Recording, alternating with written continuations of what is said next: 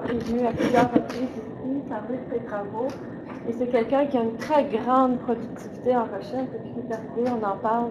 Je dois de bruit, je suis en train de souffler. C'est fou tout ce que fait François dans une journée.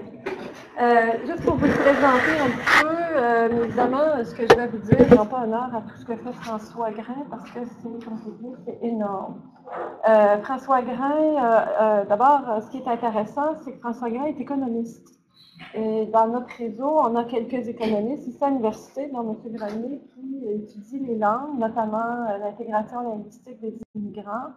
Mais évidemment, dans un pays comme le Canada, on est toujours en train de parler de la valeur ajoutée des langues, de la valeur économique de nos langues. Et bien là, on est en présence d'un économiste qui pourra nous en parler.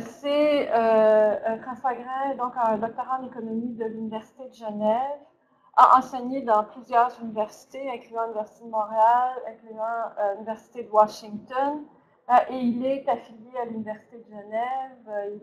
Il enseigne il est à l'Observatoire Économie, Langue et Formation à l'Université de Genève. Il dirige énormément d'instances. Il est dans de nombreux comités. Et il a de nombreuses publications. Je vous invite à aller consulter son site Internet. Vous allez voir que c'est assez impressionnant. Récemment, une chose que j'oublie, c'est que François Grain, c'est un universitaire, mais qui en même temps a une très grande expérience du milieu, de la pratique. Il a d'ailleurs été vice-directeur du European Center for Minority Issues à Fleisburg en Allemagne, qui est un centre d'études consacré justement à l'étude des relations majorité-minorité en Europe. Il a dirigé le service de la recherche en éducation à Genève. Il a publié dans de nombreuses revues, que ce soit Language Problems in Language Planning, Language Policy, Journal of Ethnopolitics, Minority Issues in Europe, etc., il a aussi il a reçu des projets pour des noms, des acronymes assez sympathiques, dont un qui était SMILE. C'était quoi SMILE? Support for Minority Languages in Europe. Et maintenant, il dirige un grand programme cadre de la Commission européenne qui s'appelle MIME, qui veut dire Mobility and Inclusion in Multilingual Europe, qu'il dirige depuis 2014 et qui se termine en 2018. Et ce projet rassemble 22 partenaires dans 16 pays européens. Ensuite, pour ajouter à sa journée, il est aussi le président de la délégation de la langue française de Suisse romande. Il est aussi chevalier dans l'Ordre des Arts et des Lettres, etc.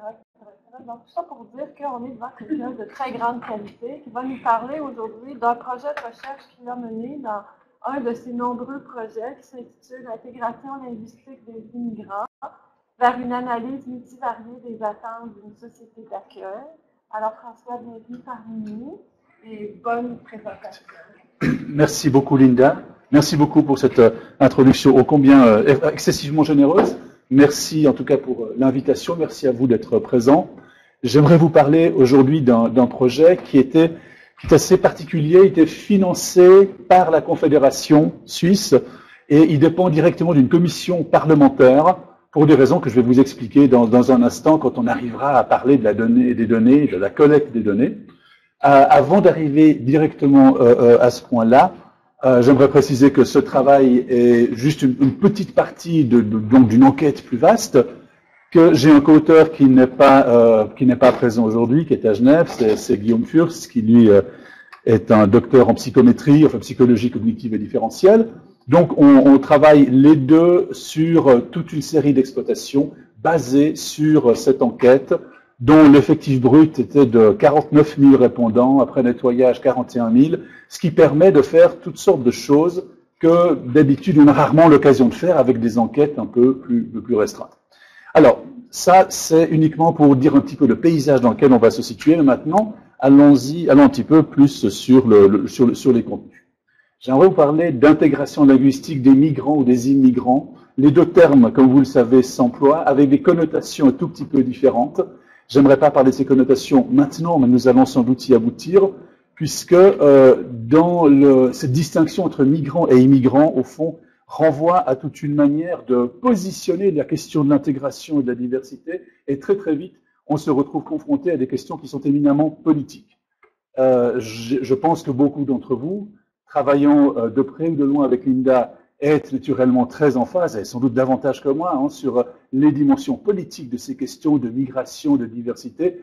Et bien entendu, il est difficile d'aborder ces questions sans assez rapidement se retrouver confronté à des choses sur lesquelles les désaccords idéologiques peuvent être assez importants. Alors, nous aimerions, on essayait dans ce livre, où nous sommes 6 auteurs, dont Guillaume Furst et moi-même, mais également 4 autres auteurs qui, à différentes étapes, ont participé à la production, on voulait au fond essayer de se frayer un chemin, si vous voulez, plus empirique, quantitatif, à travers des questions éminemment politiques, mais sans nier leur côté politique qui va ressortir à différents moments. Alors, je vous propose le menu suivant pour aujourd'hui, contextualisation du propos, donc on va revenir un peu sur la notion d'intégration, parler un petit peu de perspectives normatives et positives sur celle-ci. Ensuite, j'aimerais introduire la question des attentes de la société d'accueil, qui paradoxalement est une question qui est souvent relativement peu creusée. On l'aborde souvent dans différentes perspectives, et au Québec, celle qui est naturellement la mieux connue, c'est celle des accommodements raisonnables, et en général, on se contente d'un commentaire, d'une approche qui est extrêmement centrée dans la théorie politique normative, ou la philosophie politique si vous préférez, alors qu'on laisse un petit peu de côté les attentes véritables de la population, où on attribue à la population des attentes véritables, et puis suivant de quel bord politique on parle, on ne va pas lui attribuer les mêmes attentes, comme vous l'aurez certainement noté. Donc, on va parler de ces attentes, nous, dans une perspective quantitative, en tout cas, c'est ce qu'on va essayer de faire. Quelques résultats, une analyse bivariée et multivariée, et quelques conclusions. Je précise encore que j'ai retravaillé cette présentation hier encore. Ce faisant, j'ai oublié de mettre à jour certaines animations. Donc, il y a des choses qui ont été déplacées, des choses qui apparaissent un petit peu trop tôt. Donc, au niveau esthétique, on peut faire mieux. J'espère que vous voudrez bien m'en excuser. Alors, est-ce qu'il y a consensus autour de la question « les immigrants ou les migrants doivent-ils apprendre la langue du pays d'accueil » Alors, en général, dans la plupart des discours, notamment des discours politiques et des discours médiatiques, c'est considéré comme une condition incontournable de l'intégration. La question, en ricochet, ça va être l'intégration, qu'est-ce que c'est? Qu'est-ce que ça veut dire?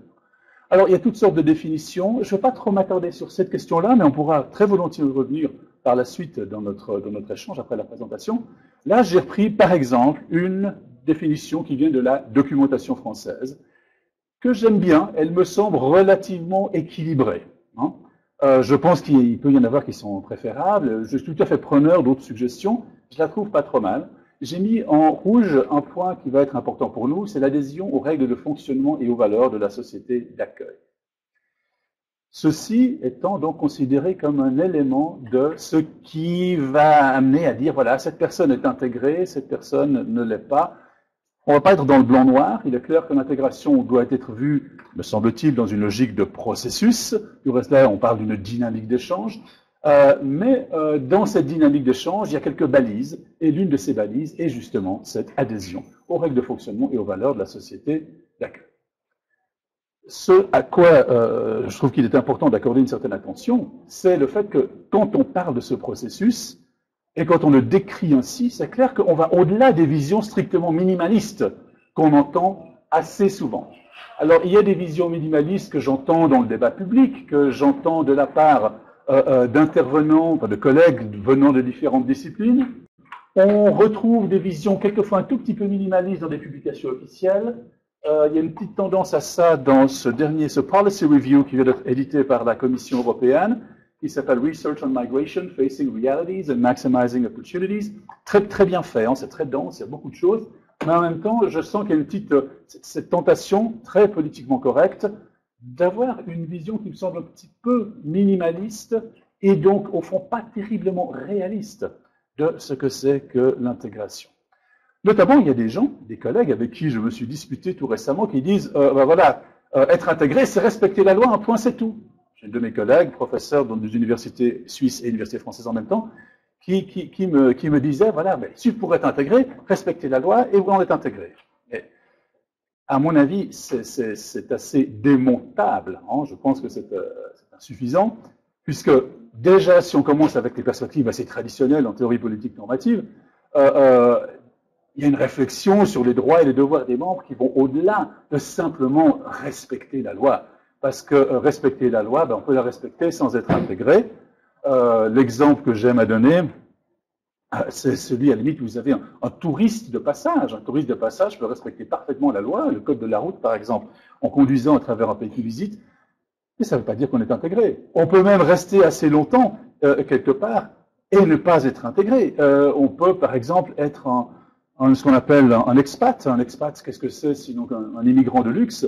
Je connais dans une ville comme Genève où nous avons un personnel d'organisation internationale d'environ 35 000 personnes, beaucoup de monde qui vivent à Genève depuis des années, qui parlent pratiquement pas un mot de français, en général des revenus extrêmement élevés qui leur permettent au fond d'être autonomes dans la vie de tous les jours. Mais est-ce que pour autant on dirait qu'ils sont intégrés? Je pense que non. Réciproquement, on peut violer la loi tout en étant parfaitement intégré. Alors, il m'arrive de griller des feux rouges quand je suis en vélo.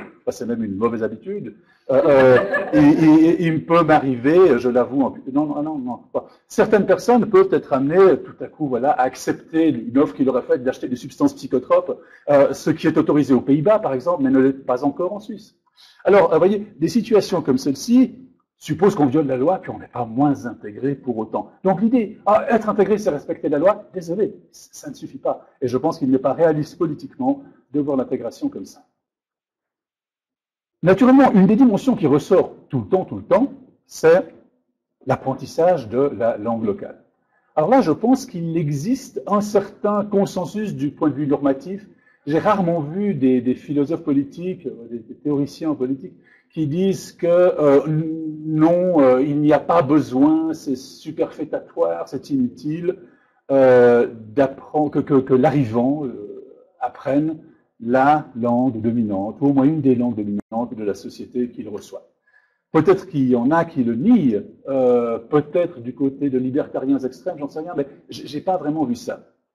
De même, il y a un certain consensus du point de vue positif, c'est-à-dire qu'on admet en général que l'accès à la vie civique et politique, du point de vue des travaux qui viennent de la sociologie ou de la psychologie sociale, disent effectivement apprendre la langue locale, ça aide, c'est une bonne chose.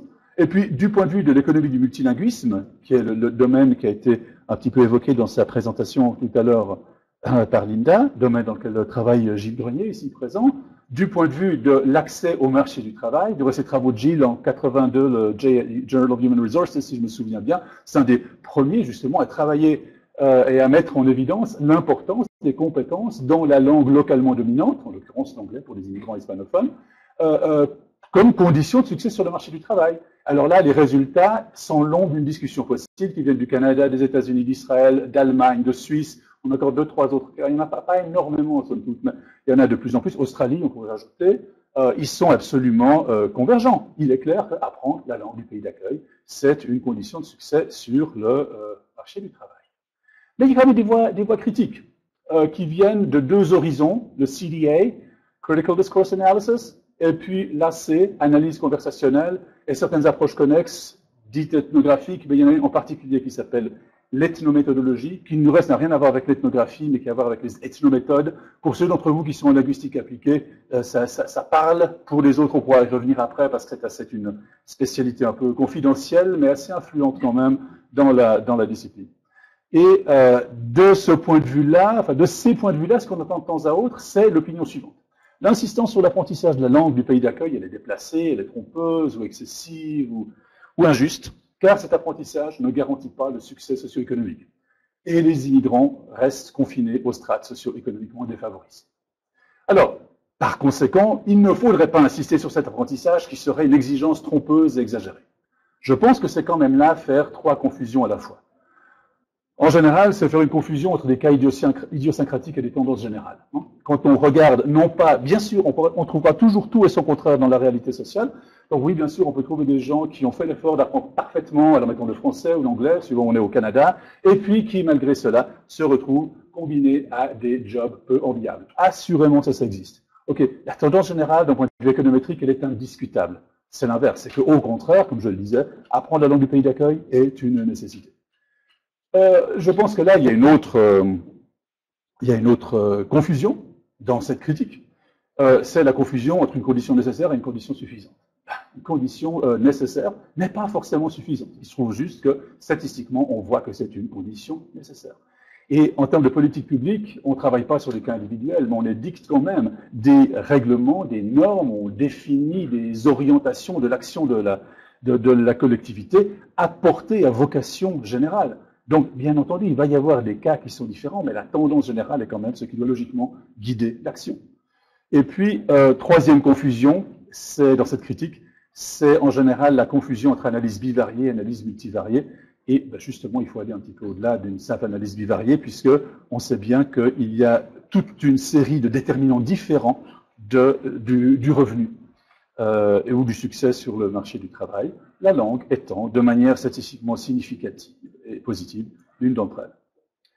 Alors, il y a un questionnement connexe peu étudié sur cette question de la langue. Alors, de la langue, l'apprentissage de la langue pour l'intégration.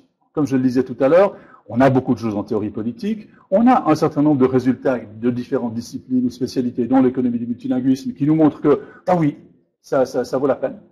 Par contre, ce que l'on sait très peu, c'est dans quelle mesure les citoyens et les résidents attendent véritablement cet apprentissage. Là-dessus, on a assez peu de données. On a beaucoup de radiotrottoirs, c'est-à-dire que vous allez avoir énormément d'un journaliste qui a discuté avec le cousin du beau-frère de sa belle-sœur, et puis vous dit, ah ouais, c'est important. Ça. Mais qu'est-ce qu'on a comme données spécifiquement là-dessus? Au fond, assez peu. C'est une question qui est assez, qu'il faut voir en connexion avec d'autres informations, et on a rarement l'occasion de les récolter. Il y a un problème de données. Pour, justement, avec quelles données est-ce qu'on peut vraiment savoir ça? De quoi dépend à ce moment-là l'importance que le public va attacher à cet apprentissage? Et puis, est-ce que ces attitudes sont très homogènes ou très différenciées? Voilà, c'est ce qu'on va essayer de voir avec le projet dont je vous parlais, qui s'appelle Suisse Société Multiculturelle. Alors, les données qu'on va utiliser ont été récoltées, il manque un T, je m'en aperçois maintenant, pas récoltées, entre 2008 et 2009, dans le cadre de ce qu'on appelle le recrutement.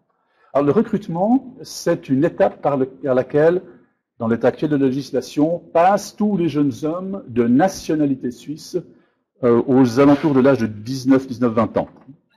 Alors, c'est pour déterminer si les gens vont après effectivement servir dans ce qu'on appelle le service militaire, qui dure 4 mois, plus après des cours de répétition, annuels de 3 semaines jusqu'à l'âge de 30 ans, à peu près.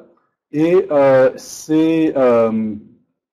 ces journées de recrutement, c'est quelque chose où donc tout le monde va. Ce qui fait que si on arrive à faire une prise d'information à ce niveau-là, on a un exhaustif sur une cohorte. Et là, on a un exhaustif sur les gens d'environ 19-20 ans sur 2 années consécutives. Alors, cette prise d'information a lieu dans le cadre de ces 3 jours qu'on appelle le recrutement, qui ont lieu dans l'un ou l'autre des 6 centres de recrutement répartis à travers le pays. Formellement, le cadre de ces centres de recrutement est un cadre qui dépend du département fédéral de la Défense.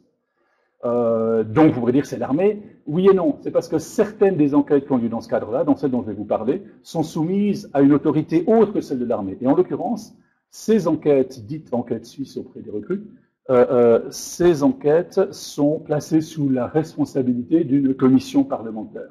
Et les jeunes qui sont là, ils sont en civil, hein, ils sont habillés comme nous, et même si effectivement il y a quelques militaires par-ci par-là dans ces bureaux, ces locaux administratifs, le cadre n'est pas particulièrement militaire. Il y a certains autres tests réalisés pendant ces jours-là qui sont effectivement pilotés par l'armée pour déterminer si une personne, oui ou non, est apte à servir, mais l'enquête comme celle-ci, n'en fait pas partie.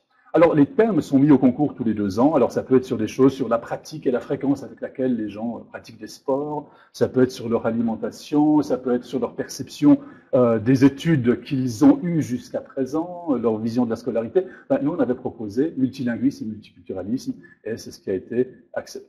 Alors, ça donne lieu à un questionnaire, toujours papier, malheureusement, normalement, la prochaine édition va être en ligne, ce qui va économiser beaucoup de temps et d'argent, mais c'est un questionnaire assez massif. Alors voilà le nôtre, un questionnaire d'une soixantaine de pages, La passation pour les plus rapides, 24-25 minutes, parce que c'est assez aéré. Hein.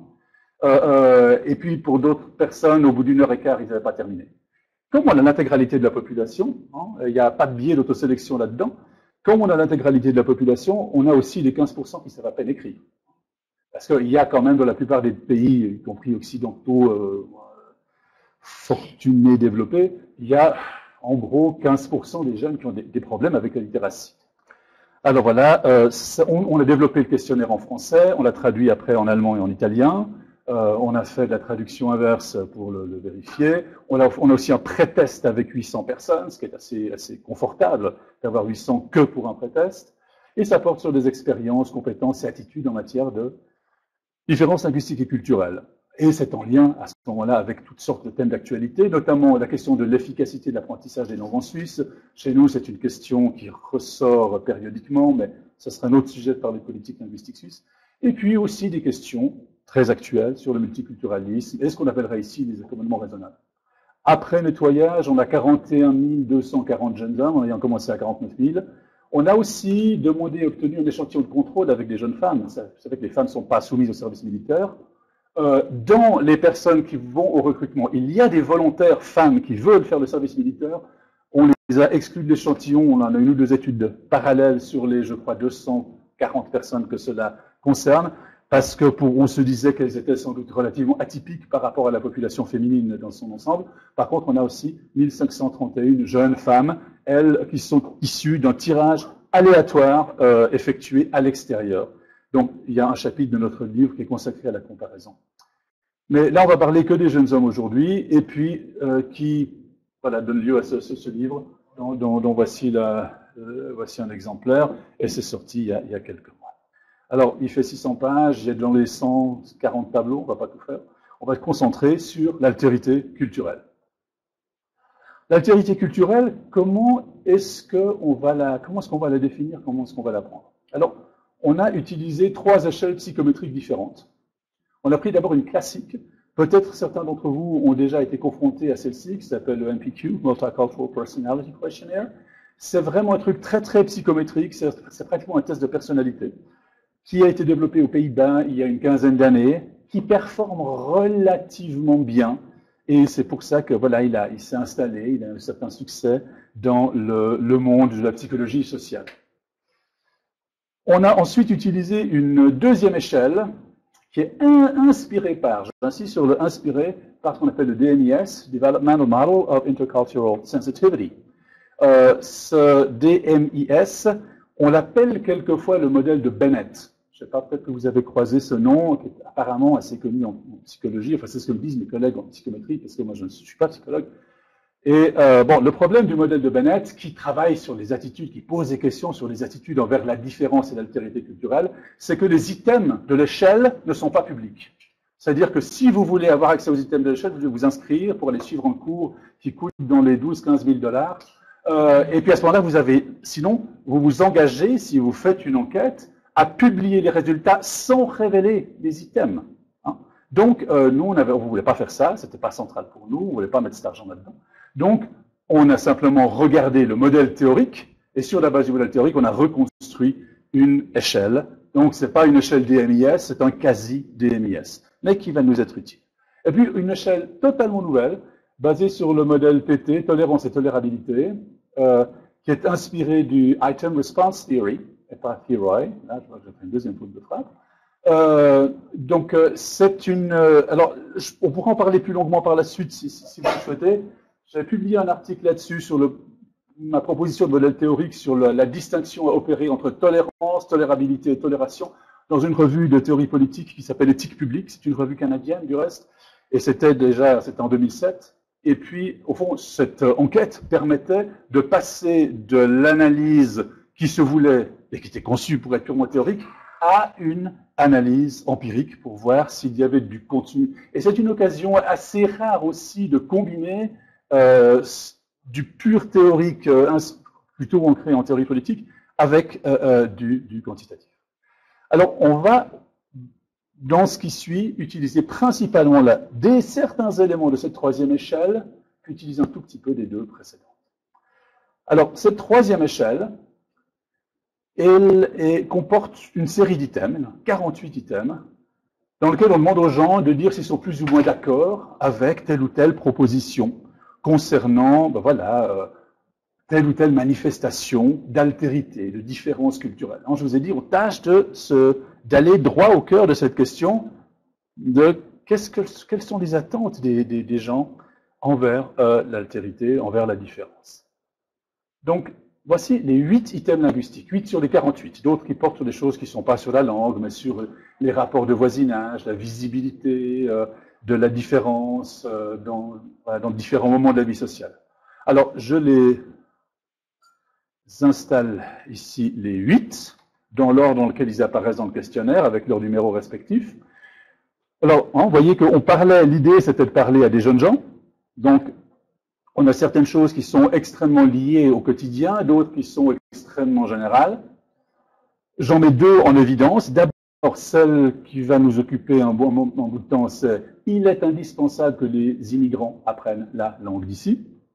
Et puis, comme on ne voulait pas se faire accuser d'avoir une approche qui était stigmatisante, on a dit, tiens, regardons aussi ce qui se passe si on pose la question, non pas sur ce qui est entendu d'habitude comme l'immigrant, qui va parler portugais ou kurde ou arabe ou turc, mais pensons aussi aux expats. Les Américains, ce qui est un mot code chez nous, ça veut dire des anglophones, venant s'établir en Suisse, doivent apprendre la langue de leur nouveau domicile. Mais on avait aussi d'autres choses qui étaient plus contextualisées. Par exemple, regardez au milieu, l'item 23. Si l'enseigne d'un magasin chinois dans une ville suisse est en chinois, il est indispensable qu'elle soit aussi en français, allemand ou italien, selon la région. Alors voilà les items avec lesquels on a cerné une partie de ce rapport à l'altérité. Et c'est là-dessus que je me concentre maintenant. Le format de réponse est une Likert très simple, de pas d'accord à tout à fait d'accord. Et donc ça veut dire que la valeur la plus basse c'est 1, la plus élevée est 4. La valeur au milieu c'est 2,5. Et puis voilà, si quelqu'un on peut très bien avoir des groupes pour lesquels on a, avec tel ou tel item, un accord moyen qui est de, par exemple, 3,52.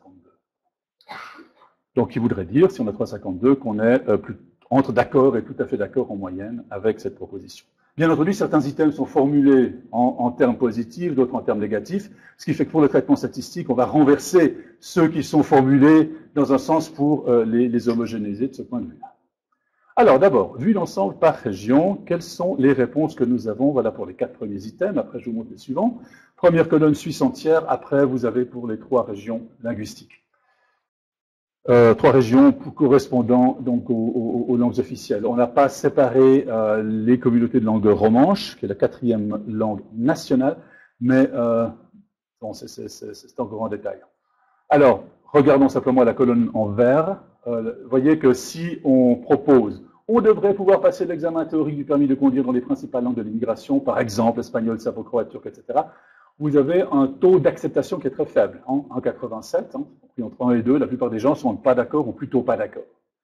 Si vous prenez l'item 16, il est indispensable que les immigrants apprennent la langue d'ici, 3,52. 3,52, c'est une adhésion très, très forte. Et vous voyez que, si vous poursuivez sur la ligne, qu'il n'y a pas de différence énorme. Ça se joue dans un petit mouchoir de poche entre 3,48 et 3,69, c'est vraiment peu de choses, selon la région linguistique. Donc, si on les prend, là on peut regarder ces 4 items, on peut aussi regarder les 4 suivants.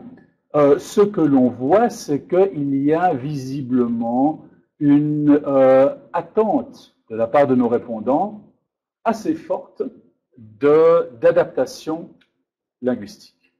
Voilà les réponses que vous avez pour la 2e série d'items linguistiques parmi les 48. Regardons l'item 39 qui est ici en rouge. Vous voyez que les Américains venant s'établir en Suisse doivent apprendre la langue de leur nouveau domicile. Ça met en évidence une demande d'intégration qui est pratiquement aussi forte. Avant, c'était 3,52 quand on dit les immigrants. Là, quand on dit, en termes codés, les gens riches qui viennent d'ailleurs, c'est presque la même chose. Entre 3,47 et 3,52, la différence, c'est très, très peu de choses. Ce qui, moi, déjà me semble intéressant, parce que ce que, de mon point de vue, cela montre, c'est que, contrairement à une remarque, un commentaire qui est souvent fait, selon lequel les attentes d'apprentissage linguistique formulées à l'endroit des migrants auraient forcément un caractère classiste, À mon avis, ceci est infondé. Ce que l'on voit ici, c'est que le public, pour autant qu'on leur pose la question, ils répondent. Ils répondent qu'ils attendent ceci, au fond, indépendamment du statut socio-économique de la personne venue d'ailleurs.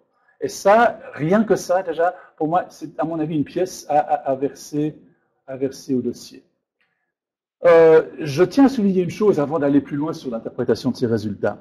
Parce que de temps à autre, on m'a dit, mais attendez, vous étiez en train de faire une enquête sur est-ce que les gens aiment ou n'aiment pas l'immigration, la différence, etc. Alors en fait, non, tel n'était pas le but principal. Le but principal de cette échelle, en écho à l'article théorique publié dans l'éthique publique sur la tolérance et la tolérabilité, le thème principal, c'est plutôt d'essayer de voir où est le point de bascule. Qu'est-ce qui fait que des manifestations de différence soient acceptées et vécues comme acceptables et que d'autres ne le soient pas?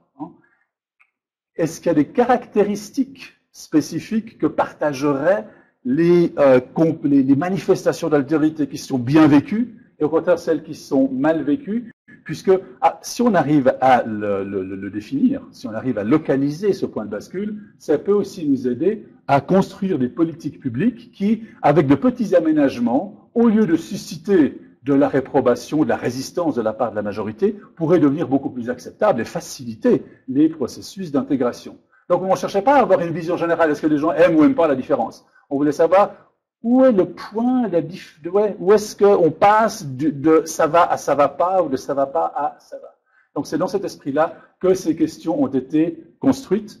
Et naturellement, il y a des manifestations d'altérité pour lesquelles ça passe toujours et d'autres ça passe jamais. Alors, pour les langues, ce que l'on voit, c'est que, de manière très générale, il y a une attente d'acquisition de la langue du pays d'accueil.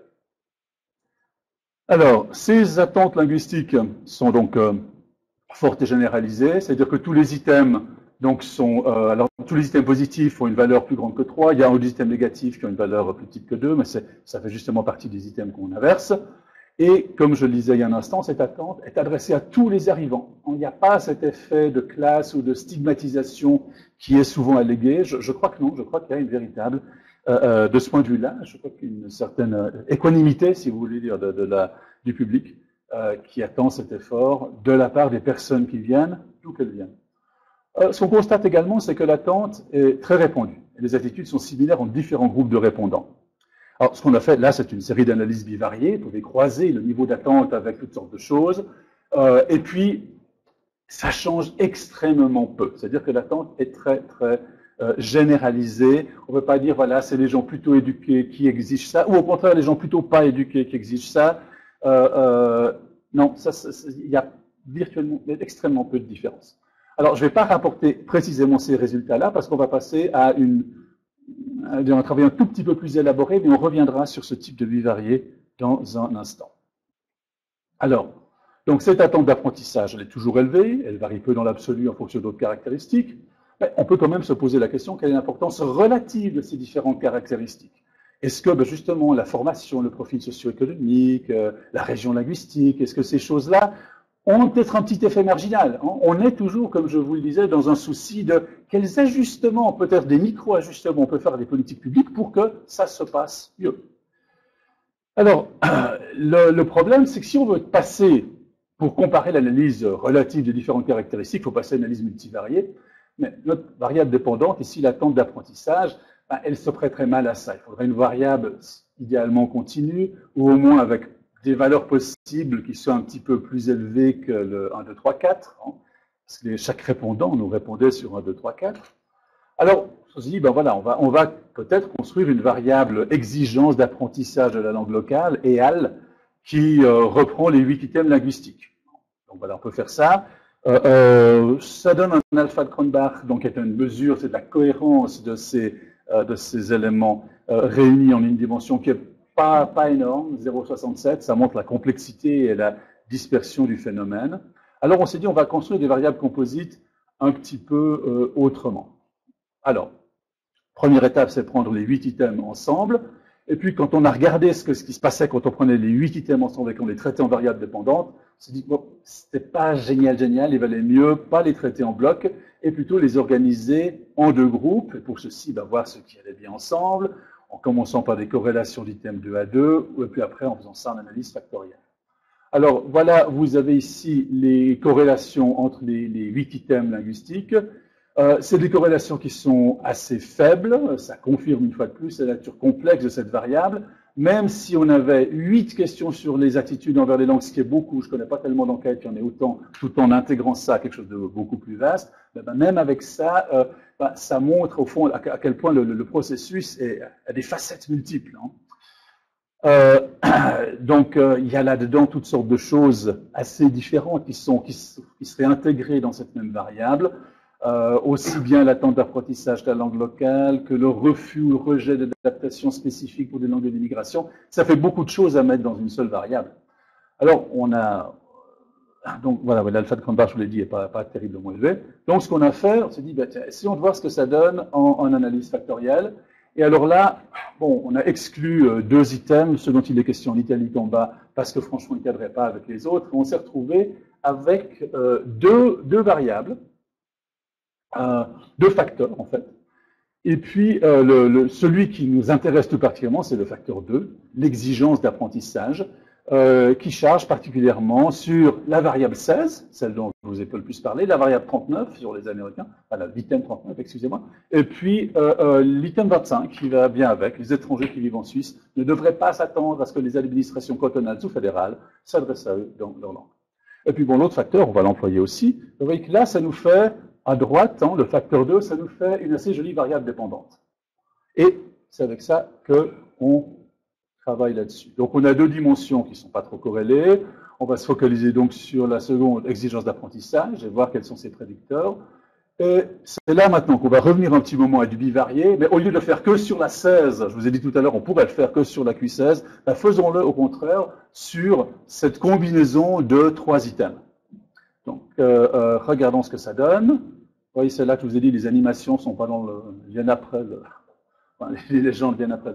Donc ici, on a, par rapport à ce qu'on appelle la couche sociale. Couche sociale, c'est une variable bricolée maison, mais pas par nous. Elle est utilisée par beaucoup de chercheurs. C'est un regroupement de profils de profession qui jouent en général très bien avec les données suisses. Bon, là, restons en 3 catégories. On les appelle couches. C'est un peu, pas très joli, hein, mais simplement, ça permet d'éviter de parler de catégories et d'induire une confusion avec d'autres variables. Donc, inférieure, moyenne, supérieure. Vous voyez que vous avez une forme comme ça, a priori logarithmique.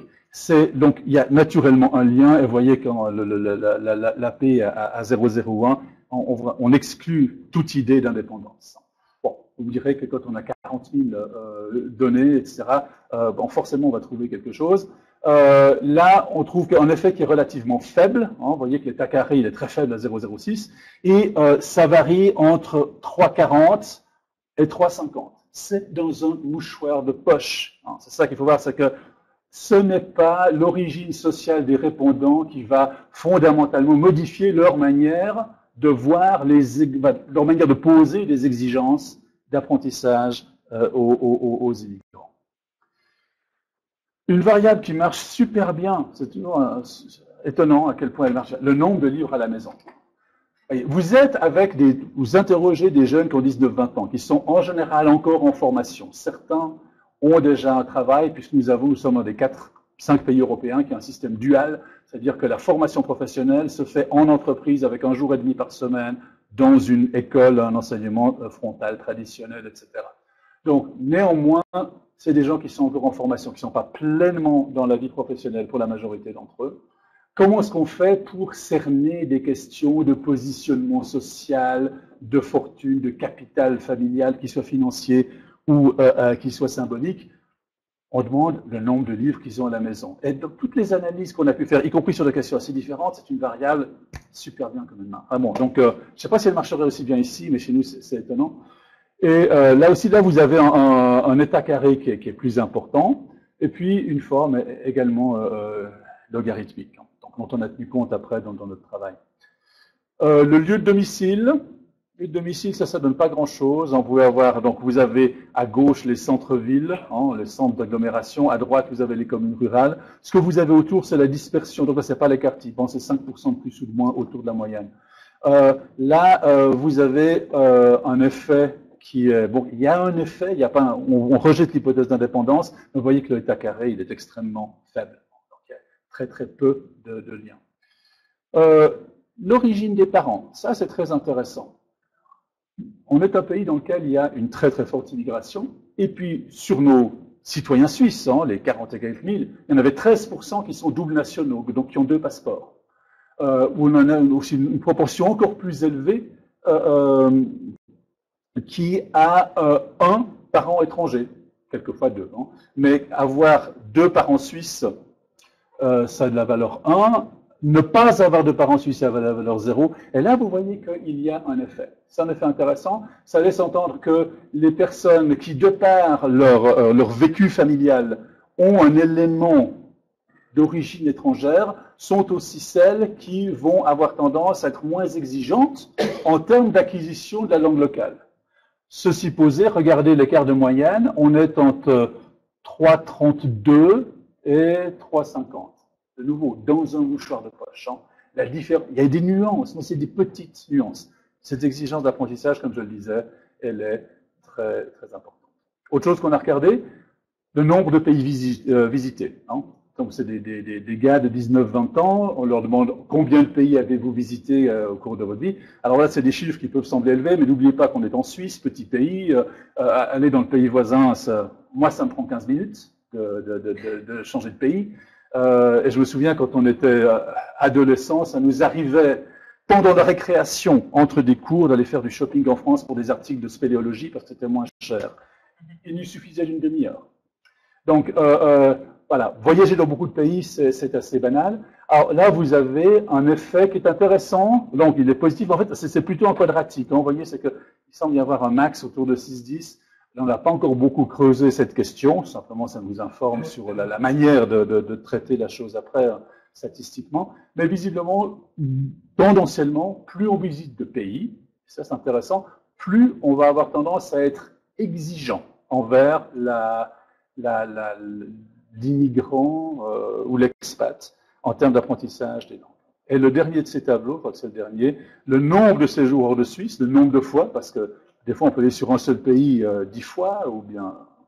Donc là aussi, vous avez un peu la même physionomie de l'effet du voyage, que ce soit en termes d'éventail de destination, en termes de fréquence de déplacement, est assez similaire. Alors l'effet est très faible en termes d'état carré, mais il est également significatif. Et puis de nouveau, constatez la même chose. On est dans un mouchoir de poche entre 3,34 et 3,50. Donc franchement, rien. Très peu de choses. Ah non, pardon, il reste encore. L'orientation politique, ça c'est plus intéressant. L'orientation politique. Alors là, vous voyez que vous avez, entre tout à gauche, vous avez ceux qui se donnent des sympathies très, très à gauche, tout à droite, ben voilà, de droite ou d'extrême droite. Celui qui est un petit peu plus bas au milieu, c'est les gens qui refusent, qui se disent ni gauche ni droite, bien au contraire. Là, vous avez un effet positif qui est assez net. On peut se poser la question sur celui qui est tout à droite, l'extrême droite, qui a des exigences apparemment inférieures. Alors, est-ce de nouveau, c'est un profil libertarien extrême, ça peut être ça, je ne sais pas. Ça, ce sera encore parmi les choses qu'on pourrait creuser. Alors, donc, ensuite, voilà, on a passé une analyse multivariée. Je vais peut-être pas trop allonger sur... j'ai présenté l'essentiel des variables. Et là, donc, il y a certaines qu'on a transformées pour les besoins de la régression. Là, c'est vraiment des détails techniques sur la manière dont elles sont prises en compte comme variables indépendantes. On a 3 modèles successifs. Alors là, il y a la première série que je viens de vous présenter. Puis après, on a rajouté, pour les modèles 2 et 3, on a rajouté après, séquentiellement, orientation politique.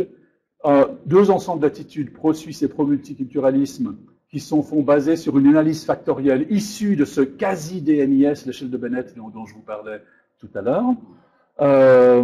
Et bon, on va peut-être se contenter maintenant de cette vision résumée, quitte à revenir sur les items par la suite. Et puis on a aussi pris le multilinguisme. Multilinguisme, ça donne des trucs assez on va là.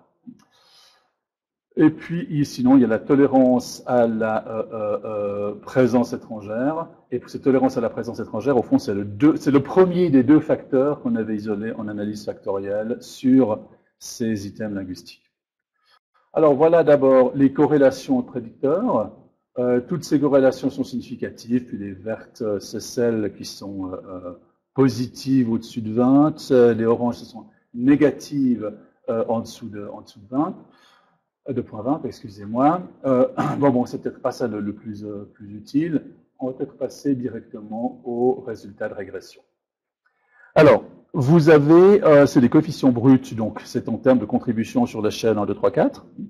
Et vous avez dans la deuxième colonne, chaque fois, la significativité. Alors, vous voyez que tout est extrêmement significatif, sauf celles qui sont ombrées, qui ne le sont pas, mais tout le reste, vous voyez, c'est des trucs qui sont extrêmement solides. Les R carrés ne sont pas extra.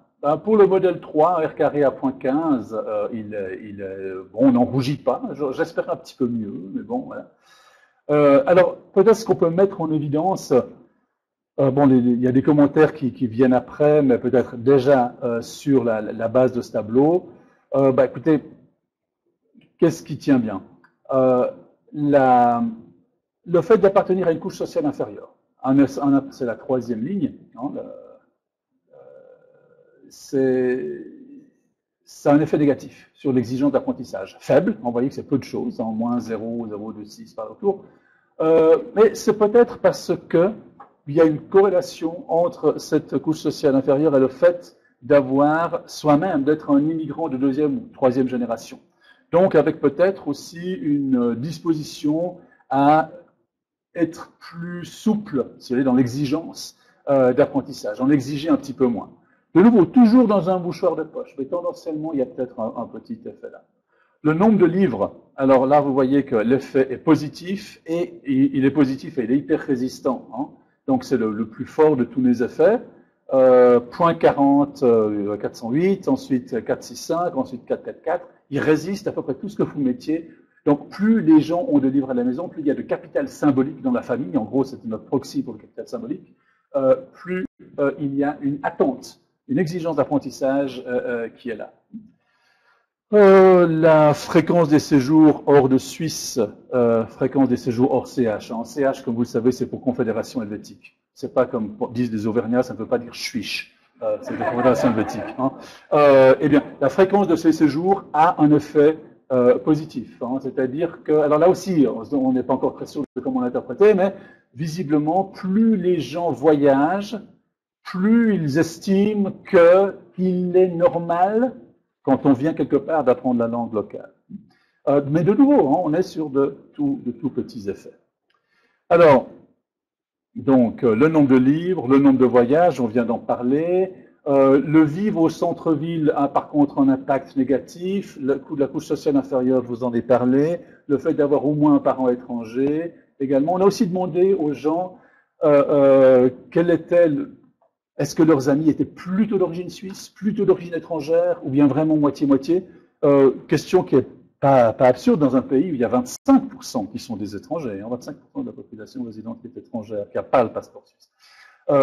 Donc là, avoir des amis en majorité d'origine étrangère est associé à une exigence d'apprentissage tendanciellement moindre. Alors, dans le deuxième modèle, il y a l'aspect gauche-droite. Donc, la droite, le fait d'être à droite a un effet positif sur l'exigence. Ensuite, il y a, mais là, c'est assez prévisible. Hein. C'est-à-dire que, histoire de voir si ça nous abîmait d'autres coefficients, on avait rajouté des choses issues de cette échelle dite DMIS, quasi DMIS, qui sont vraiment très, très clairement, sans aucune ambiguïté, tournée autour des attitudes envers l'altérité. Alors là, elle se comporte de manière totalement prévisible. Les gens qui expriment des points de vue que nous avons symbolisés ou résumés par le terme un peu maladroit de pro-suisse sont tendanciellement plus exigeants, ou ceux qui sont au contraire pro-multiculturalisme le sont, le sont également plus. Alors là, c'est les deux, au fond, c'est plutôt le fait d'avoir une opinion qui semble être associé à un degré d'exigence. Alors, la plupart des effets dans le premier modèle changent peu quand on en adjoint d'autres, avec l'exception de l'effet centre-ville qui disparaît. Enfin, la tolérance vis-à-vis de la présence des langues étrangères. Donc, c'est les trois autres des items qu'on a vus dès le début. Moins on est tolérant, ou plus on exprime d'exigence enfin, contre la présence, on s'exprime contre la présence ou la visibilité de langues étrangères, plus on va exiger un apprentissage de la langue locale. Et le multilinguisme, c'est assez intéressant, j'y reviendrai en conclusion dans 2 diapositives, le multilinguisme n'a pas d'effet sur l'exigence d'apprentissage. Pour nous, c'est une des conditions, les aspects les plus intéressants, parce qu'on se pose la question de savoir dans quelle mesure le fait de savoir plusieurs langues va modifier les attitudes envers l'altérité.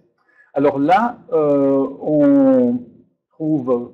Alors, il y a des effets d'interaction sur lesquels on commence à travailler, c'est-à-dire que le multilinguisme est positivement corrélé au nombre de livres et toutes sortes d'autres choses. Donc, l'exigence du multilinguisme va se comporter différemment selon comment on a une interaction entre le multilinguisme et le nombre de livres, ou bien le multilinguisme et l'orientation politique. Donc là, il y a des choses qu'il faudra aller creuser un petit peu plus finement.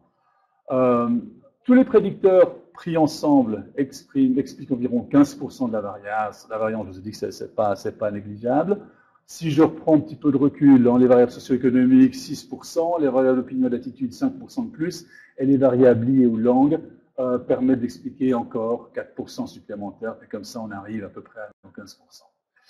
Alors, avec quelles améliorations possibles? Alors, inclusion d'autres prédicteurs. Alors, on en a fait déjà pas mal, ça améliore pas grand-chose. Moi, j'espérais qu'on arriverait à gratter quelques points d'heure carré, jusqu'à présent, non. Les effets d'interaction que je viens d'évoquer, j'ai 2-3 graphiques en annexe si vous voulez, mais on voit que le multilinguisme a un effet dans certaines couches sociales, mais pas dans d'autres. Hein. Donc là, il y a des interactions à creuser. Puis, on a un autre problème. C'est que notre variable dépendante, elle est très concentrée sur des valeurs élevées. Donc, on est autour de 3,52, je vous ai dit 3,5 sur une échelle de la valeur absolue et max, c'est très, très tassé. Donc, on a une variable dépendante qui ne suit pas fort, commence à être un petit peu trop loin d'une distribution normale pour se sentir à l'aise. Alors, donc là, ça suppose le passage à des approches un petit peu plus sophistiquées. Alors, sneak preview, parce qu'on vient de commencer, on l'a fait avec un bootstrapping en prenant justement des échantillons là-dedans, et tout à coup, hop, le multilinguisme a un effet. Et le multilinguisme, mais ça, on va encore le creuser, je n'ose pas vous le présenter parce que c'est trop frais, mais le multilinguisme a apparemment un effet positif sur l'exigence d'apprentissage. Ça veut dire plus on est multilingue soi-même, plus on va exiger du multilinguisme des arrivants. Voilà, donc c'est un travail dont il y a quelques résultats qui, je crois, sont dans l'ensemble relativement nouveaux. Je n'avais pas encore vu ça ailleurs, mais par contre, ça ne veut certainement pas dire qu'on a terminé le travail et on est plutôt au début, et voilà, on continue à faire ça. Donc, vous avez un peu plus d'infos sur le site de l'Observatoire, avec quelques liens. Les 2 publications qui sont à la source de ce que je vous ai présenté, c'est l'article « Tolérance et tolérabilité » publié dans Éthique publique en 2007, ou bien sinon, cet ouvrage qui vient de sortir en 2015, dont un chapitre est consacré à ces questions de tolérance et de tolérabilité, dont aujourd'hui nous venons de voir encore un sous-ensemble sur les langues. Alors voilà, je crois que j'ai assez parlé. Je vais vous remercier de votre attention. Grazie Fitch.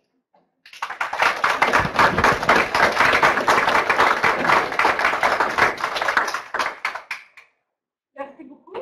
Alors, on a une heure pour... non, on a une demi-heure pour des questions. Alors, la parole est à vous. Est-ce que j'ai quelqu'un qui s'affiche? Juste un commentaire technique. Si vous posez des questions, il y a des micros. C'est des boutons rouges et verts, s'il vous plaît. Faites-le parce qu'on enregistre. Comme ça, on va le poster sur le site. Si jamais vous voulez retourner sur la présentation, ça va être là. Si vous avez des questions, vous pouvez répondre aux questions. Alors, première question.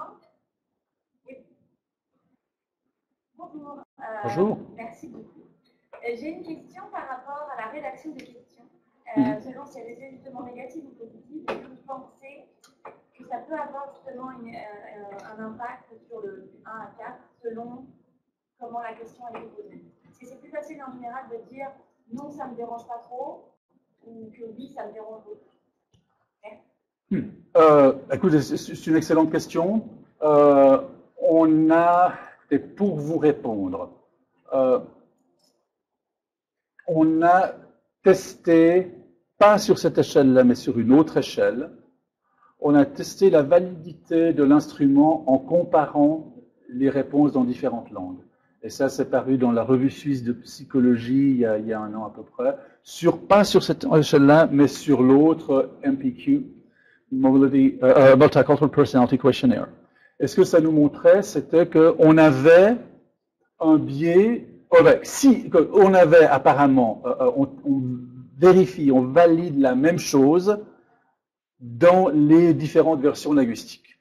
Ça ne nous a pas permis de dire d'exclure la possibilité que les réponses soient induites, poussées dans un sens ou dans un autre, mais au moins ça nous permettait de nous dire que quelles que soient les versions linguistiques, ou en tout cas pour cette échelle, il n'y avait sans doute pas d'effet de ce type. Donc s'il y a quelque chose qui est faux, c'est faux partout. S'il y a quelque chose qui est juste, on espère que c'est juste aussi partout. Non, sorry,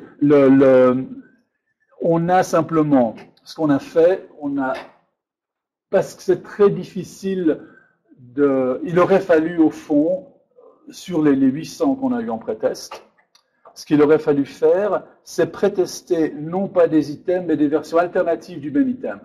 Alors là, ça devenait tellement lourd comme appareillage qu'on n'a pas pu le faire. Bon, on a un tableau là-dedans dans lequel il y a une décomposition de cette échelle avec tous ceux dont le message est a priori positif ou a priori négatif et dont la tournure morphosyntaxique est positive ou négative, ce qui nous fait 4 cases. Ça permet, en repartant de ce tableau, si on a fait ça dans l'idée de tester votre question, ça permet après de voir si on arrive, trouver un test pour voir s'il y a des comportements, si vous voulez, qui laisseraient entendre qu'il y a une asymétrie liée à cela, suivant où on va prendre en termes de morphosyntaxe positive ou négative.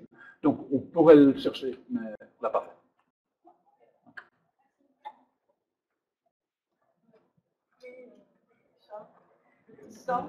J'ai une question qui porte sur votre analyse initiale. Ouais. Les prédicteurs ont des relations, ce ne sont pas des prédicteurs indépendants des autres. Est-ce que ça a une influence sur votre façon d'interpréter les scores B? Alors, oui, dans le sens que... Attendez, je vais revenir à la... attendez, voilà, c'est ça. Donc, là, on a les corrélations brutes en prédicteurs. Hein. Bon, elles sont... Alors, il y en a certaines qui sont effectivement un petit peu élevées, hein, donc, mais qui sont logiquement prévisibles à l'intérieur d'une catégorie. Vous voyez, genre, que quand on prend une dichotomique en prenant couche sociale moyenne comme référence, là on a l'inférieur de la supérieure qui reste, elle va être négativement corrélée, ça c'est pas surprenant. Si on regarde les corrélations qui sont entre groupes, donc en mettant de côté ce genre de choses parfaitement prévisibles, on les a pas trouvées excessives au point que. Par contre, ce que ça nous amène à faire, c'est ça nous a amené justement à regarder ces termes d'interaction. Et là, on peut regarder dans les termes d'interaction, il y en a qui sont intéressants. Attendez, je descends un petit peu. Excusez-moi. Ça pourra aller plus vite.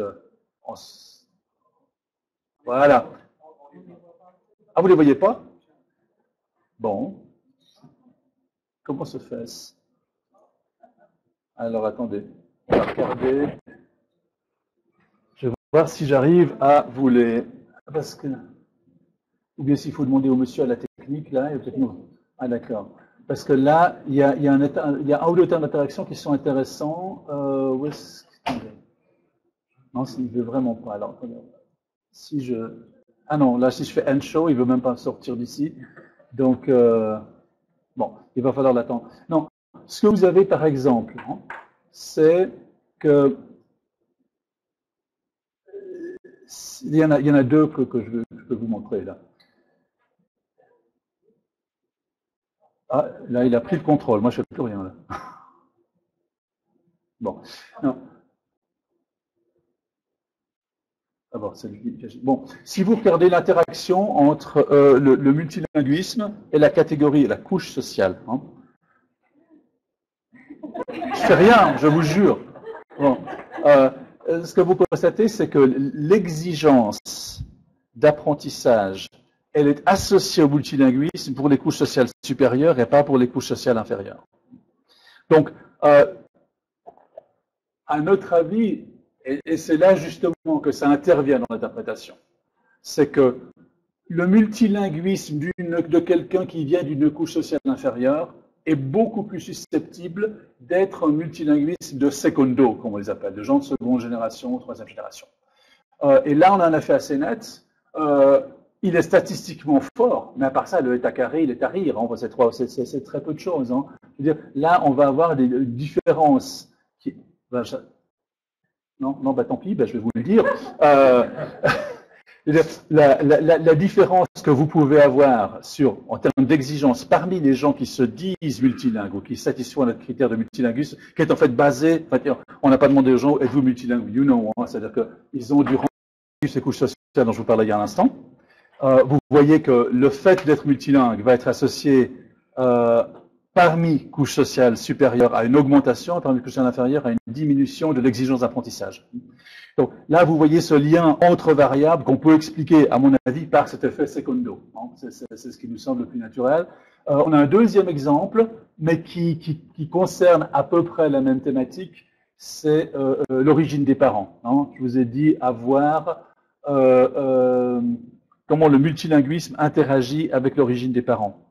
Si le multilinguisme est associé au fait d'avoir un parent étranger, et là c'est la ligne verte qui est en bas, vous voyez qu'il y a une diminution de l'attente d'apprentissage. C'est à peu près le même effet, il est moins marqué que pour catégorie sociale. Cela dit, là aussi, hein, vous voyez les écarts, on est à même pas 0,2 sur l'échelle de A4. Hein. Donc, on est dans de la nuance, on est dans des trucs assez sensibles.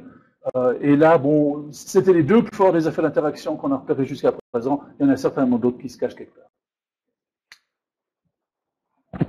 Je voudrais rebondir là-dessus, parce que moi, ça me paraît bizarrement pas du tout bizarre comme réaction. C'est plus que la ligne du bas, c'est un bilinguisme que j'ai un peu subi, c'est-à-dire que... Oui, voilà, je ne dis pas que c'est étonnant. Hein. Voilà, quand ça fait un bilinguisme ou un multilinguisme, ce que ça laisse entendre, c'est que la conséquence de politique publique, c'est que tout multilinguisme n'est pas identique. C'est-à-dire qu'il y a un historique du rapport aux compétences linguistiques, à leur acquisition, etc., qui va conditionner de manière un petit peu différente l'attitude envers l'altérité et le degré d'exigence qu'on a envers celle-ci. Merci pour la présentation. Merci pour la présentation, c'était très intéressant. Je me demandais par rapport au fait que ce sont seulement des hommes qui sont dans le groupe. Est-ce que vous parlez de cet échantillon de femmes-là? Est-ce qu'il y avait des différences? Alors, il y avait des différences. Alors oui, on a un chapitre qui est consacré à la comparaison. Ce qu'on a fait pour pouvoir faire ces comparaisons, on a tiré aléatoirement 1/20 des hommes, ce qui nous a fait environ 2000 et quelques. Et puis, on a comparé, après on a fait des analyses hommes-femmes avec les 1531 femmes. Alors, il y a extrêmement peu de différences. Les différences sont en termes d'attente, hein, surtout tout ce qui concerne cette échelle. Alors, on n'a pas regardé spécifiquement pour le sous-groupe d'items linguistiques, mais sur l'ensemble des 48 items d'attitude, d'attente, d'exigence envers l'altérité, ce qu'on trouve tolérable ou non. Là, les différences sont totalement négligeables. Là où les femmes se distinguent des hommes, c'est sur d'autres aspects du rapport au multilinguisme, pas au multiculturalisme, mais au multilinguisme, c'est-à-dire que d'habitude, les femmes sont bien meilleures, les filles sont bien meilleures que les gars en langues étrangères, c'est de loin. Et puis, elles ont une attitude beaucoup plus positive envers les cours de langue qu'elles ont reçus. On a toute une batterie de questions sur comment est-ce que vous avez trouvé, et ça c'est beaucoup plus pour des raisons de politique interne en Suisse, parce que nos gros problèmes actuellement, c'est les attitudes envers l'acquisition des langues étrangères.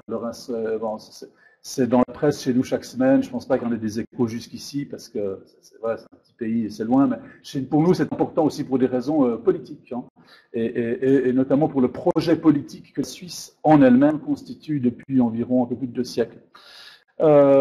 Et ce qu'on voit, c'est que les hommes ont souvent des études très négatives sur la manière dont on leur a enseigné les langues, sur ce que ça leur a apporté.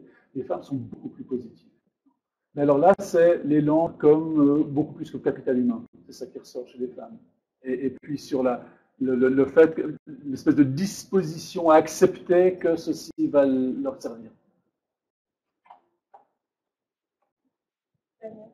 Oui, moi, je trouvais ça aussi très intéressant, mais moi, je vais poser quelques questions méthodologiques. Oui, bien sûr. D'abord, ce que vous avez dit à la fin, ça m'a rassuré. Je ne pense pas du tout que ce jouer normalement. Mhm. Et aussi le fait qu'on a juste une échelle 1 à 4. Ouais. Je ne suis pas sûr si on peut prendre une petite bière. Moi, j'essaierais peut-être avec une régression ordinale. Voilà. Alors, ce qu'on a fait pour moi, c'est de passer au bootstrapping, mais c'est parmi les autres choses. Ou aussi peut-être faire un log de la variable dépendante. Ça, on a fait. Ça, on a fait. Ouais. Et aussi pour vos variables dépendantes, vous avez montré là, Ouais. par exemple, quelquefois la réaction était quadratique. Et moi, je ne vois pas dans vos modèles là. Normalement, il faut mettre la variable hier. Ouais. Aussi que c'est bon. Ouais. Mais tout à fait. On a fait les transformations log et quadratiques pour les variables qui se comporteraient comme ça. Hein. Ça, c'est. Oui, d'accord. Ouais. Donc, on a.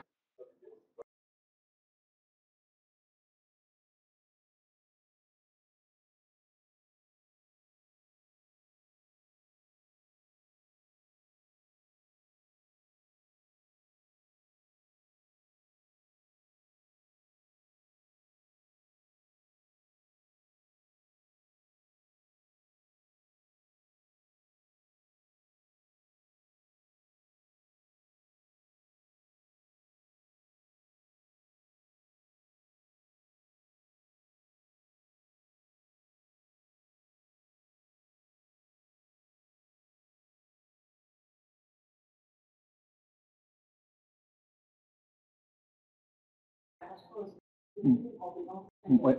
Est-ce que ça peut être partie d'une partie? Oui. Qu'est-ce que c'est que... Ouais. Alors, dans ce qu'on a fait, là, on a repris. Donc, en fait, on ne pouvait pas tester les gens, naturellement. On ne peut pas tester 40 000 personnes. Donc, ce qu'on a fait, les gens se sont auto-attribués sur des descripteurs.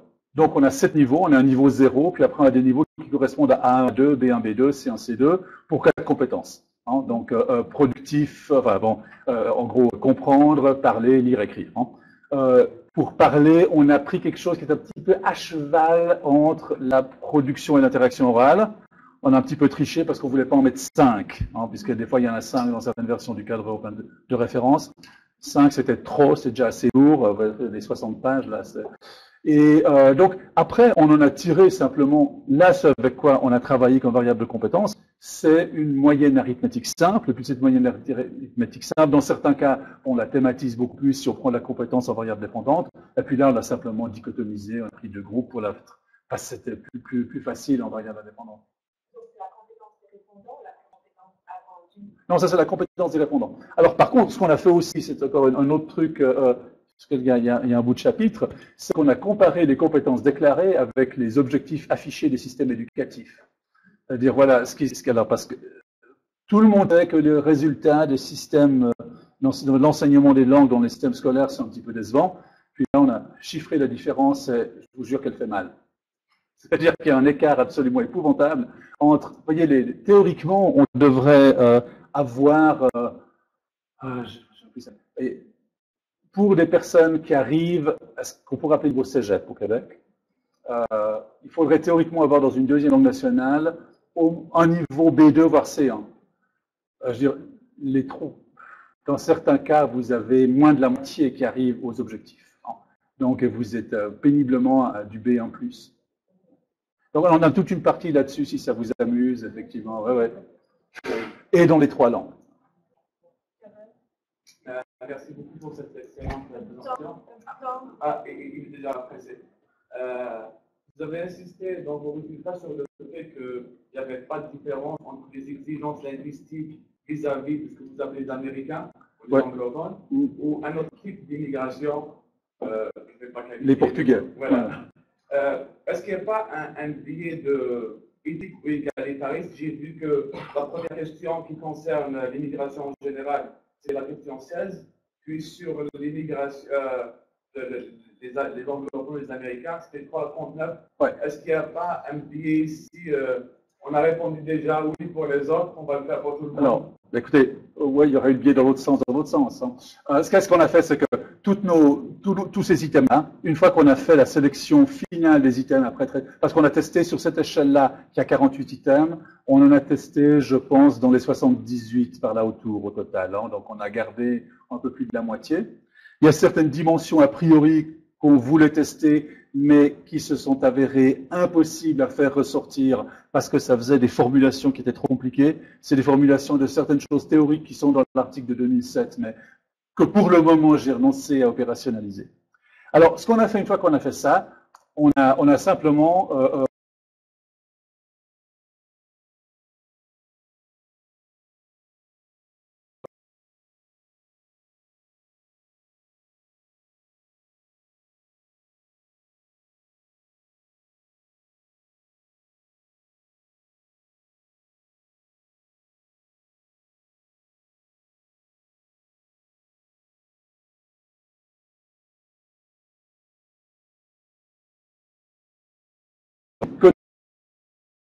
d'éléments raisonnablement indépendants.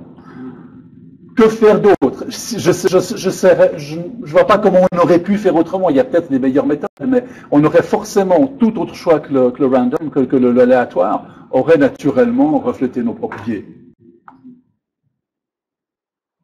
Merci. Bon, je vais poser une question. Alors, François, j'aurais plusieurs questions à poser. Je vais essayer d'aller à l'essentiel. J'aimerais, entre autres, profiter de l'occasion pour qu'on revienne un peu à tes premières diapos, c'était le débat théorique normatif, et je me demandais, à partir de tes résultats, qu'est-ce qu'on pouvait redire ou amener comme nouveaux éléments dans le débat théorique. Comme tu sais, de ce côté-ci de l'Atlantique, on ne parle pas vraiment de multilinguisme en théorie politique. On parle plutôt de multiculturalisme et on scinde multiculturalisme et multilinguisme. Le multilinguisme, bon, il y a quelques personnes qui vont en parler, mais même dans les travaux très critiques de FHAC, elle n'a pas de projet de multilinguisme par ailleurs. Que ce soit les travaux des collègues sociolinguistes, il n'y a jamais de projet de multilinguisme. Il y a une volonté de déconstruire les dominations, etc.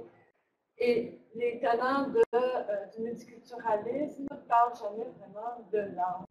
Alors, on a l'impression que de l'autre côté de l'Atlantique, quand on parle de multiculturalisme, la dimension linguistique semble assez incontournable. Alors, je voudrais savoir si, dans les débats, finalement, que tu as ressentis pour ta recherche, si tes résultats t'amènent, qu'est-ce que tes résultats t'amènent à contribuer à ce débat ou à renforcer dans ce débat?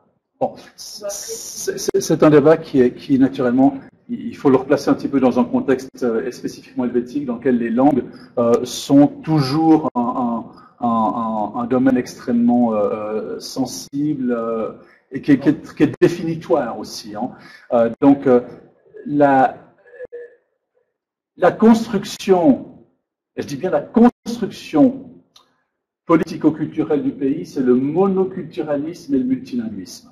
Donc ça, il y a toute une production de discours qui est très intéressante, du reste, qui a été portée par les élites au XIXe siècle, dans lequel il y avait une insistance sur la culture partagée par-dessus les communautés linguistiques, tout en disant le projet est un projet multilingue. Ce qui veut dire que, au fond, le pays se construit non pas malgré son multilinguisme, mais grâce à l'effort commun de gérer ce multilinguisme, rendu possible par le fait qu'il y a une image d'Épinal, il faut bien le dire, d'une culture partagée.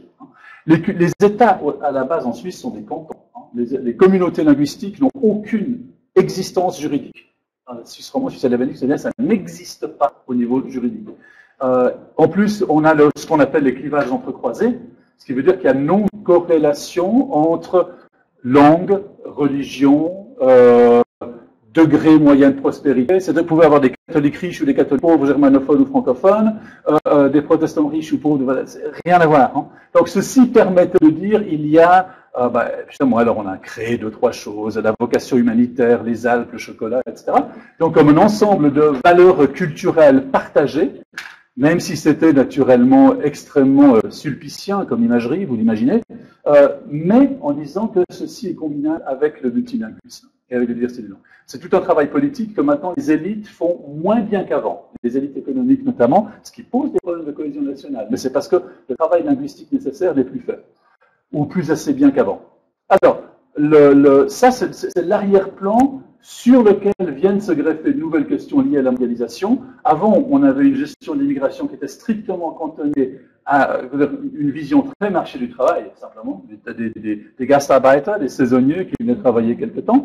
Et puis maintenant, avec la mondialisation, pour toutes sortes de raisons, ben voilà, ça ne peut plus être géré de cette manière-là. Alors là, on va quand même avoir, précisément parce qu'il y a une autonomie du concept de langue et de multilinguisme, pour ces raisons historico-politico-culturelles, il y a une distinction qui est faite entre les deux, et c'est vrai qu'une chose qui me frappe au Canada, par exemple, effectivement, en écoutant des gens comme Yves Hack ou l'autre, c'est que, effectivement, il semble y avoir une espèce de mélange, de conflation des deux, ce qui ne facilite sans doute pas les choses.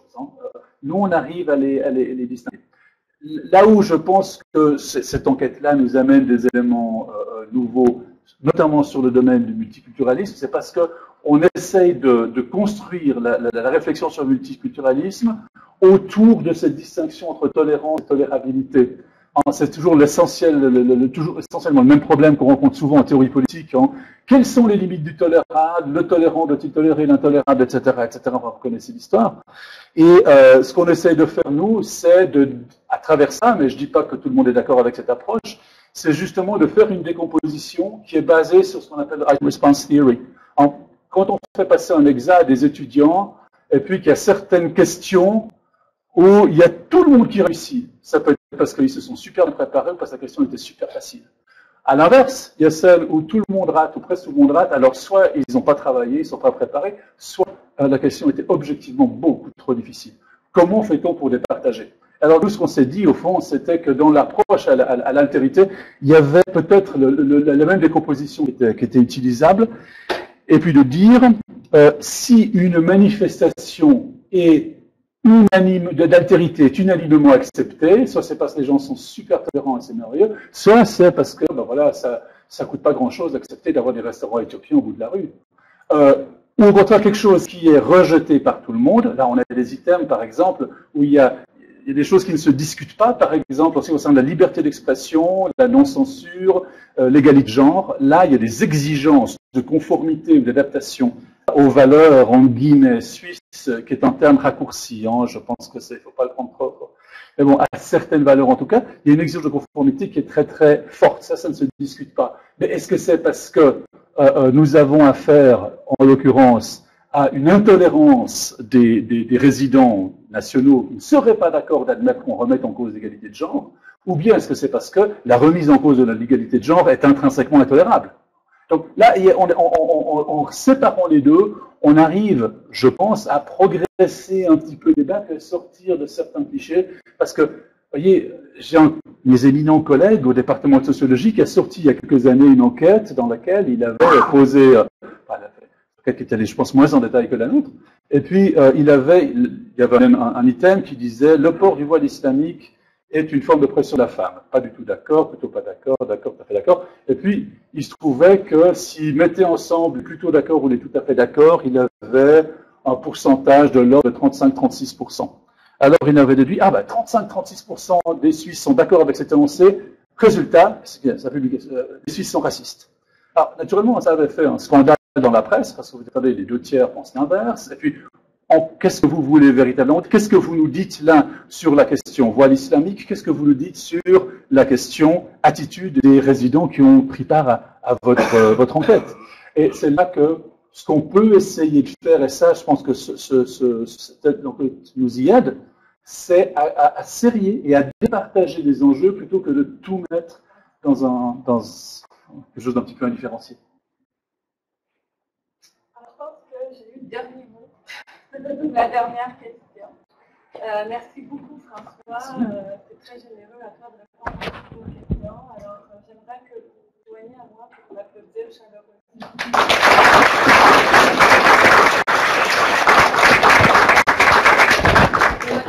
Vous donner un peu de détails quand on va pouvoir réécouter très rapidement, parce que c'est enregistré, donc vous avez juste de le mettre sur le site web de groupe de recherche. Okay. On peut envoyer un lien à tout le monde quand ça sera déjà affiché. Oui, d'accord. Donc, merci beaucoup encore, merci d'être venu. Bon début de climat chaud. Merci, François.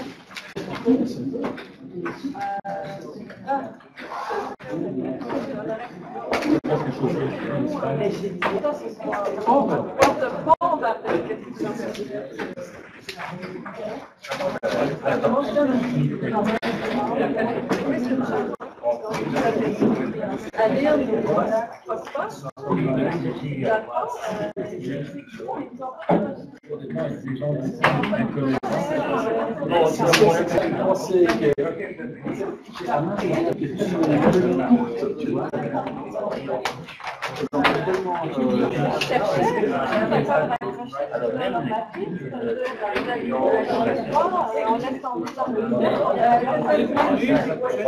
Alors, les seuls qui sont vraiment, à mon avis, c'est des gens qui peuvent